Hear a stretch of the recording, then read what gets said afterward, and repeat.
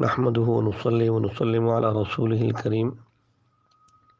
محترم سامعین، یہ مختلف دینی مسائل کا حل کلپ نمبر 53 ہے۔ ایک دوست کی طرف سے سوال آیا ہے کہ پرپال کمپنی میں انویسٹمنٹ کرنا درست ہے یا نہیں۔ پاکستان میں مختلف کمپنی کام کر رہی ہیں، تو پرپال نام سے بھی ایک کمپنی کام کر رہی ہے۔ الجواب: کئی وجوہ سے اس کمپنی کے اندر انویسٹمنٹ کرنا درست نہیں ہے، یعنی کاروبار میں حصہ دار بننا یا اپنے آپ کو رجسٹرڈ کروانا۔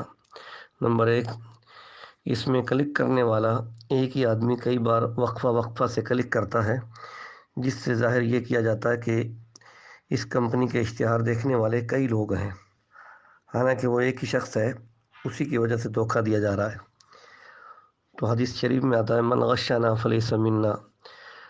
رحمت دو عالم صلی اللہ علیہ وسلم نے فرمایا کہ جس نے ہم کو دھوکہ دیا وہ ہم میں سے نہیں ہے۔ نمبر 2، کہ پہلے اکاؤنٹ بنانے والے کو ہر نئے اکاؤنٹ بنانے والے پر کمیشن ملتا رہتا ہے، جبکہ اس میں اس نے کوئی عمل نہیں کیا ہوتا، تو بلا عمل اس کو معاوضہ اضافی ملتا رہتا ہے، یہ بھی جائز نہیں ہے۔ تیسری صورت اس میں یہ ایک ناجائز ہونے کی کہ کمپنی انویسٹمنٹ پلان میں یومیہ متعین نفع دیتی ہے، جبکہ متعین رقم بطور نفع مقرر کرنا شرعاً جائز نہیں ہے۔ اس لیے خود رجسٹرڈ ہونا یا کسی کو رجسٹرڈ کروانا ناجائز اور حرام ہے۔ اس سے اپنے آپ کو بچائیں اور اپنے احباب کو بھی بچائیں۔ میں اس پر فتویٰ بھیج رہا ہوں، اس سے بھی ملاحظہ کر لیا جائے۔ دوسرا سوال یہ ہے کہ آج کل جدید دور میں فون یا ویڈیو کال یا اسکائپ کال وغیرہ کے ذریعے سے نکاح کرنا کیسا ہے؟ الجواب: ان تمام جدید ذرائع سے نکاح منعقد نہیں ہوتا، بلکہ نکاح کے صحیح ہونے کے لیے مجلس نکاح میں عاقدین یعنی دولہا اور دلہن خود موجود ہوں یا ان کے وکیل موجود ہوں، 2 گواہوں سمیت، جو ان کا ایجاب و قبول سنیں، تو یعنی اتحاد مجلس شرط ہے۔ جب تک مجلس ایک نہیں ہوگی گواہوں کی اور دلہا کی، اس وقت تک وہ نکاح درست نہیں ہوگا۔ فتاوی محمودیہ جدید کتاب النکاح میں حضرت مفتی محمود حسن گنگوہی رحمۃ اللہ علیہ نے اس پر بہت سے جواب دیے ہیں فتاوی میں۔ اور دوسرا فتاوی عثمانی جلد نمبر 2 صفحہ 304 اور عالمگیریہ اوائل کتاب النکاح میں اتحاد مجلس کی شرط ہے کہ مجلس ایک ہونا شرط ہے۔ اسی طریقے سے ایک صاحب نے سوال کیا ہے کہ یہ حدیث پاک سنی ہے کہ یہ حجر اسود جنت سے آیا تھا اور انتہائی سفید تھا، پھر اولاد آدم کے گناہوں نے اسے سیاہ کر دیا، کیا یہ حدیث پاک صحیح ہے؟ الجواب: حضرت عبداللہ ابن عباس کی روایت ہے، قال رسول اللہ صلی اللہ علیہ وسلم نظر الحجر الاسود من الجنة وهو اشد بیاض من اللبن فسودته خطایا بنی آدم، رواہ احمد والترمذی وقال هذا حدیث حسن صحیح۔ کہ رحمت دو عالم صلی اللہ علیہ وسلم نے فرمایا کہ حجر اسود جنت سے اترا ہے اور یہ دودھ سے بھی زیادہ سفید تھا، آدم کے بیٹوں کی خطاؤں نے اسے سیاہ کر دیا، تو یہ حدیث درست ہے۔ ایک صاحب نے سوال کیا ہے کہ آپ صلی اللہ علیہ وسلم کے صحابی حضرت ابوبکر صدیق رضی اللہ تعالیٰ عنہ نے ایک دفعہ ٹاٹ والا لباس پہنا ہے اور اس کی وجہ سے آسمان میں فرشتوں نے بھی ٹاٹ والا لباس پہنا، کیا یہ روایت درست ہے؟ الجواب: یہ روایت درست نہیں ہے، اس کو بیان نہ کیا جائے۔ میزان الاعتدال علامہ ذہبی کی کتاب ہے، اس کی جلد نمبر 3 صفحہ 103 پر اس کے راوی جو مرکزی ہیں علاء بن عامر، اس کے تحت اس کو لکھا کہ یہ روایت درست نہیں ہے۔ علامہ ابن تیمیہ نے اپنے مجموع الفتاوی جلد نمبر 11 صفحہ 62 پر لکھا ہے کہ یہ روایت درست نہیں ہے۔ علامہ شوکانی نے الفوائد المجموعہ جلد نمبر 1 صفحہ 419 طبع مکہ، اس میں لکھا ہوا موضوع کہ وہ روایت موضوع ہے، تو لہذا اس روایت کو بیان نہ کیا جائے۔ ایک صاحب نے سوال کیا ہے کہ حضرت صدیق اکبر رضی اللہ تعالیٰ عنہ سے بھی پہلے حضرت بلال رضی اللہ تعالیٰ عنہ اللہ کے نبی کی اونٹنی کی مہار پکڑ کر جنت میں جائیں گے، سب سے پہلے جنت میں جائیں گے، کیا یہ بات درست ہے؟ الجواب، یہ بات درست نہیں ہے۔ صحیح روایت یہی ہے کہ اس امت میں سب سے پہلے حضرت ابوبکر صدیق رضی اللہ تعالیٰ عنہ جنت میں جائیں گے۔ مشکات شریف صفحہ 556، اس کی فصل ثانی میں با مناقب ابی بکر کے اندر حدیث موجود ہے۔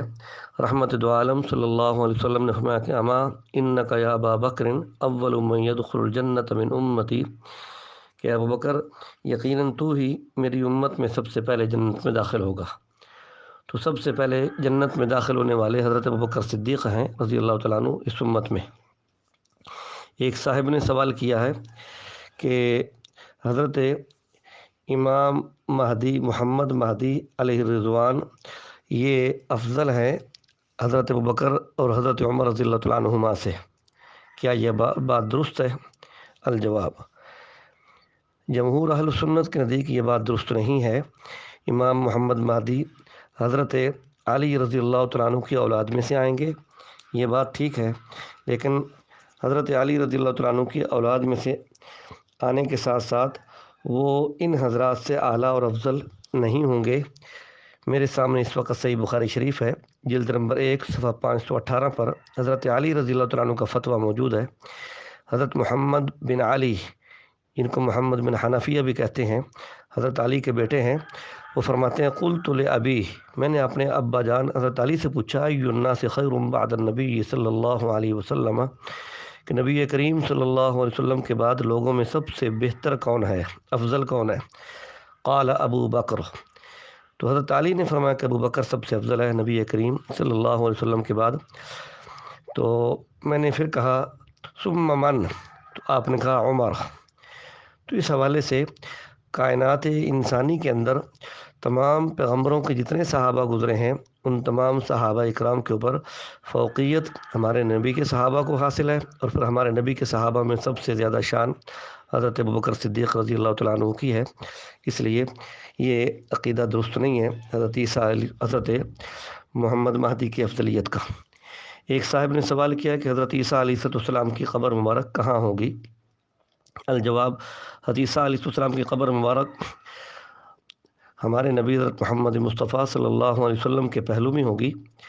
یہ مشکات شریف میرے سامنے ہے، اس میں صفحہ 480 پر یہ حدیث پاک موجود ہے۔ باب نزول عیسیٰ فصل ثالث میں کہ فیدفن معی فی قبری فاقوم انا وعیسی ابن مریم فی قبر واحد بین ابی بکر و عمر، کہ حضرت عیسیٰ علیہ السلام میری قبر میں میرے ساتھ دفن کیے جائیں گے، میں اور عیسیٰ ابن مریم ایک قبر میں سے اکٹھے کھڑے ہوں گے ابو بکر اور عمر کے درمیان سے۔ تو اس لیے حضرت عیسیٰ علیہ السلام کی قبر مبارک روضہ رسول اللہ میں ہی بنے گی۔ ایک صاحب نے سوال کیا ہے کہ حضرت موسیٰ علیہ السلام کو معراج کی رات اللہ کی ذات نے خود کھڑا کیا تھا چھٹے آسمان پر کہ آپ میرے نبی حضرت محمد مصطفیٰ صلی اللہ علیہ وسلم کو بار بار بھیجنا تاکہ میں ان کی زیارت کر سکوں، کیا یہ بات درست ہے؟ الجواب، یہ بات درست نہیں ہے۔